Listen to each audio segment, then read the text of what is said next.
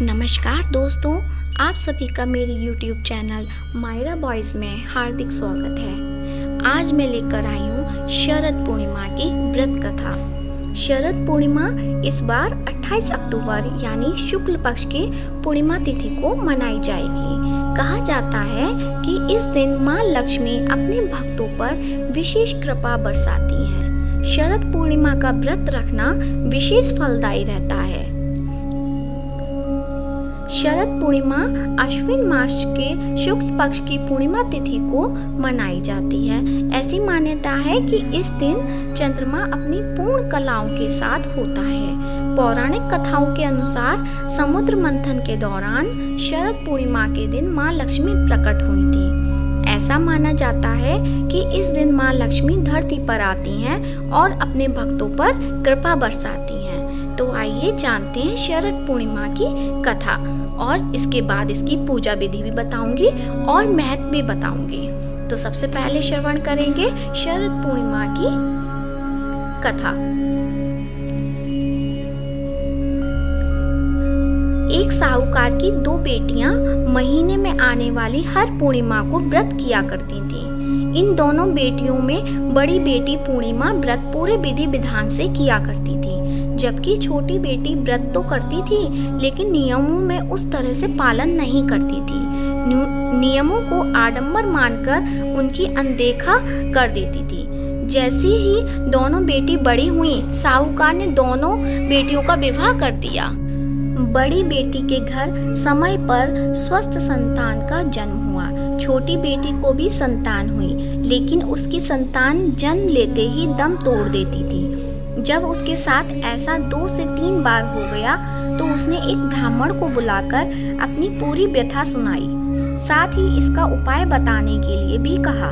सारी बात सुनकर और कुछ प्रश्न पूछने के बाद ब्राह्मण ने उससे कहा कि तुम पूर्णिमा का अधूरा व्रत करती हो, इस कारण तुम्हें व्रत का पूरा फल नहीं मिल रहा है और तुम्हें अधूरे व्रत का दोष लगता है। ब्राह्मण की बात सुनकर छोटी बेटी ने पूर्णिमा व्रत पूरे विधि विधान से करने का निश्चय लिया, लेकिन पूर्णिमा आने से पहले ही उसने एक बेटे को जन्म दिया।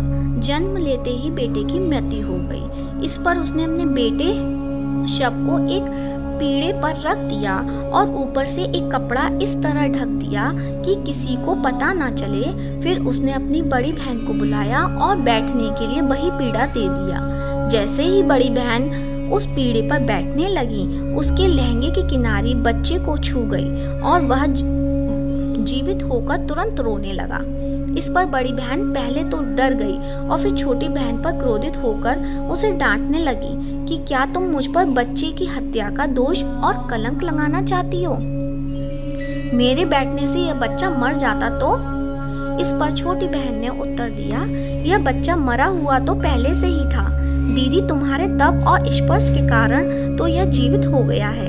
पूर्णिमा के दिन जो तुम व्रत और तप किया करती हो, उसके कारण तुम दिव्य तेज से परिपूर्ण और पवित्र हो गई हो। अब मैं भी तुम्हारी ही तरह व्रत और पूजन करूंगी। इसके बाद उसने पूर्णिमा व्रत विधि विधान से किया और इस व्रत के महत्व और फल का पूरे नगर में प्रचार किया। जिस प्रकार माँ लक्ष्मी और भगवान विष्णु ने साहूकार की बड़ी बेटी की कामना पूर्ण कर सौभाग्य प्रदान किया, वैसे ही हम पर कृपा करना। अब जानते हैं शरद पूर्णिमा की पूजा विधि। शरद पूर्णिमा के दिन सुबह जल्दी उठकर स्नान आदि करने के बाद अपने इष्ट देव से समझ व्रत का संकल्प लें। नंबर 2, ध्यान रखें कि पूजा के स्थान को अच्छे से साफ कर लें। इसके बाद माँ लक्ष्मी और भगवान विष्णु की प्रतिमा स्थापित करें। इसके बाद मूर्तियों को कुश के आसन पर रखकर जल से पवित्र कर लें। इसके बाद उन्हें गंध, अक्षत, पुष्प, धूप, दीप, नैवेद्य, तांबूल, सुपारी और दक्षिणा आदि अर्पित करें। इसके बाद पूजा और व्रत का संकल्प दोहराएं। याद रखें कि भगवान की प्रतिमा के सामने शुद्ध घी का दीपक जलाएं। साथ ही माता पार्वती और भगवान विष्णु को सफेद या पीले रंग की मिठाई से भोग लगाएं। साथ ही उन्हें लाल और पीले रंग के फूल अर्पित करें। शाम के समय चंद्रमा निकलने पर मिट्टी के 100 दिए या अपनी सामर्थ्य के अनुसार दिए गाय के शुद्ध घी से जलाएं।